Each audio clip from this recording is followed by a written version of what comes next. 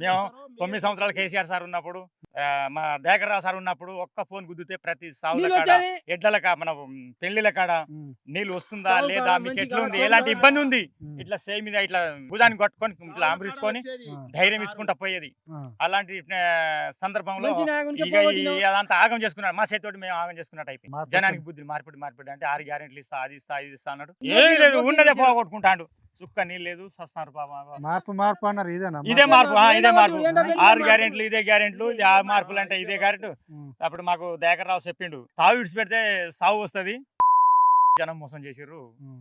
ఇన్ని సార్లు 7-8 సార్లు రెగ్యులర్ గెలిచిన అంత మంచి క్యాండిడేట్ పోగొట్టుకొని ఇగో ఆగం పరిస్థితి ఉంది ఉమ్. చెప్పుకుంటే ఇజ్జత్ పోతుంది బాగా మళ్ళీ ఎక్కడ అనిపిస్తుంది. పోయినా ఆఫీస్కి పోయినా కూడా మన ఏం పని లేదు, ఏం పని కలవదు లేదు. టైం కలవదు ఇక నీ చుట్టూ నా సమాధానం చెప్తారు మేడం రాలేదు అలా ఇట్లా అట్లా కానీ ఎప్పటి లెక్క సార్ లేదు. అప్పుడు సారు ఒక్కటే ఫోన్ గుద్దుకు 90 అడుగులు వేస్తాడు ఒకటే ఫోన్ కాలింగ్ లోనే 90 అడుగులు వేస్తాడు ఎన్ని పాలకర్తి మండలం మొత్తం ఇక్కడ దేవరపల్లి మండలం తిరుక్కుంటా హాయిగా సంతోషంగా ఉంచుకున్నాడు మమ్మల్ని ఇన్ని రోజులు. తల్లి పొరగాలం కానీ పడేస్తే ఎట్లా కాపాడుకున్నాడు అలా అట్లా కాపాడుకున్నాడు మాకు.